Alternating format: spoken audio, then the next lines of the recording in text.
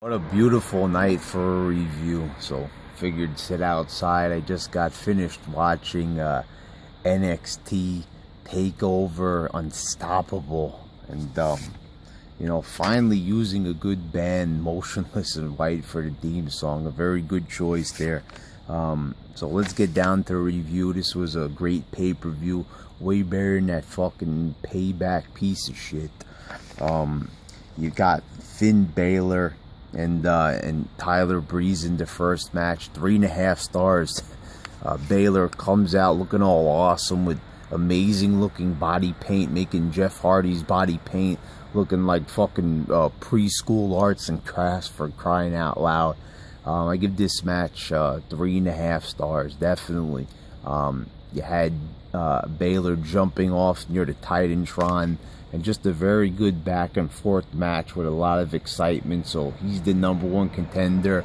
Originally, Hideo Itami was scheduled, but they made like he was beat up in the parking lot. Don't really understand why they did that. Maybe they felt the last minute was, better to go with a one-on-one match, but I was pretty happy with the match overall. Definitely a very, very good above average match here. Then you had Charlotte and Bayley defeating Emma and Dana Brooke. Not too sure what to make of this Dana Brooke chick, but decent enough match. Nothing too exciting what I'm used to seeing from Charlotte on the pay-per-view, but this isn't the big Divas match for the show, so it could be forgiven. But good fast-paced action, 10 times better than any of the Bella shit we've been seeing lately. So I will give credit where credit's due. It was a decent match. Emma just popping out of nowhere. She's stealing from Walmart last year, and now she's back in NXT where she started. She's a good wrestler. I wish they would give her a bit of a shot, trying to do something good again. But with WWE and their Divas division, there's really nothing that they could do that's good. I don't understand why they can't just have matches that are at least this quality on Raw. Just a little bit of excitement. Why does it always have to be shit? It's kind of depressing watching NXT. I'm excited, but at the same time depressed that the main roster product can't be this good. Even though the match is not even that great, it's still better. Then you had Baron Corbin defeating Rhino. A brawl style match. Nothing too exciting. I wish Rhino would have won. Not too big on this Baron Corbin guy. Every single time I watch him, on the pay-per-views, I don't watch every single week. As I said, too much fucking wrestling. It's enough with Raw and all that. But watching NXT every single week is just, even if it's good, still, it's too much wrestling. But it was good to see Rhino again. And Baron Corbin, I don't really see, just really anything coming from this guy. Just, not that he's bad, but he ain't that good either. So, 2 stars to that match. It was decent enough. Blake and Murphy defeating, in the next match, Enzo, Amore, and Big Cass, Colin Cassidy. This was for the tag titles. Blake and Murphy retained. Blake and Murphy got some talent. Once again, a decent match. Nothing too exciting. I give this also 2 stars. Nothing was really that bad on the show, but I enjoyed it for the most part. I don't really get the whole appeal of Enzo Amore and Big Cass. It's like their little spiel at the beginning. I don't really get why it's like so popular. It's not even that funny. It's like, but gets big crowd reactions. Like, I know it's a way smaller venue, but it reminds me of the New Age Outlaws. Like how everybody is just repeating what he's saying. It's not even that funny or good. But for some reason, people are into it. And this Carmella chick isn't even hot. She's pretty fucking ugly, actually. Doesn't look good to me at all. It's got a really fucking weird, like, face, like hit in the face with a frying pan type of face. So I don't really get the popularity of these guys. Not to say that Enzo's not good on the mic, but he ain't, you know, really that funny. Nothing he's saying is that funny about being a certified G and a thug. You know, I don't really see why this is hilarious to a lot of people, why this is like you know, so popular. But you know, it was an okay match, nothing too great, but it was all right. I really liked that powerbomb backbreaker move. That was, you know, that was a pretty good move from Blake and Murphy. You know, I just think that they need to give these guys a bit more personality. They seem like a good tag team, but you know, Blake and Murphy, just a name like Blake is, you know, says it all. They need to give these guys a bit more, you know, to get us interested.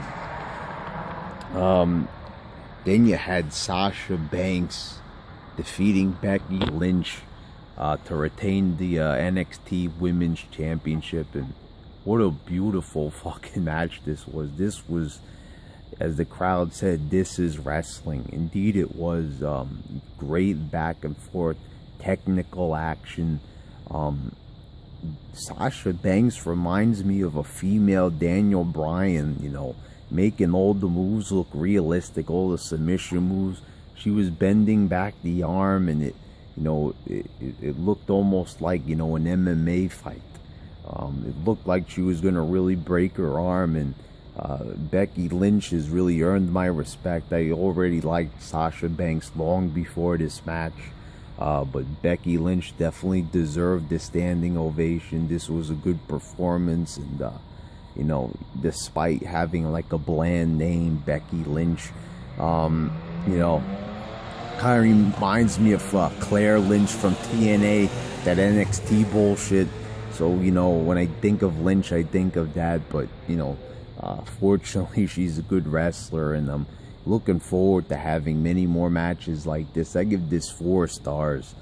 This is undoubtedly one of the best women's matches I've ever seen in my life, and probably the best non-Charlotte involved NXT women's match they've had. And then in the main event, it was Kevin Owens and Sami Zayn. They were brawling. He powerbombed him brutally onto the fucking apron. Owens did it to Zayn. It looked fucking awesome. I know we did it already, but, you know, doing it again still was amazing.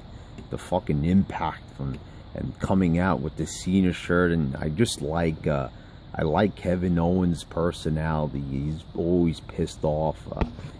And his reactions are very realistic. Like backstage, they try to interview him, and the interviewer goes, "Sorry to bother you, but you know, I need to ask you a question." And then you have Owens say, "Oh, well, you know, if you're worried about bothering me, and you're gonna do it anyway," and he like does this, and you know, right there, I said to myself, this is a star right here. Just, you know, little things like that. Not just the in-ring ability, but Owens on the mic, he's captivating. He's a true asshole, like a real heel.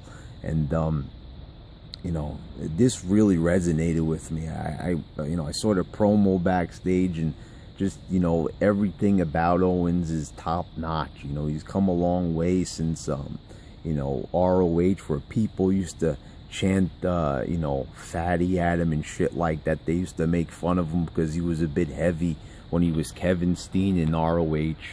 Yeah, but, you know, people love him. You know, like I said, it's come a long way from those days. And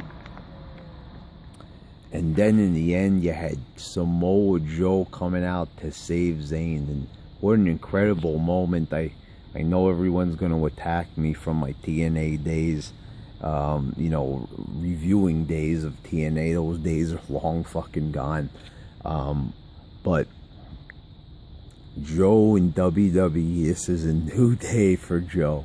And hopefully this guy, you know, he finds his mojo once again that he lost in TNA. You know, hopefully Joe is happy to be in WWE, that he's in the best wrestling company in the world. And this Owens-Joe match should be incredible when they have it. That's going to be a hard-hitting match. It's going to be a great match. And I'm really looking forward to it. And this was an excellent holy shit moment. You know, Triple H lied to us about Joe. I think it was during the Stone Cold interview. He said that they couldn't reach an agreement with Joe. But there Joe is. Joe's there, right there on the fucking show. And that was pretty fucking awesome. So even though we didn't get a match, we had a good beat down and Joe coming out. So, you know, and we had a couple of good matches, 2 really good matches on this show, and nothing was really, you know, everything else wasn't amazing, but it was at least decent. So I give this show like an 8 out of 10, you know, 8.5 out of 10.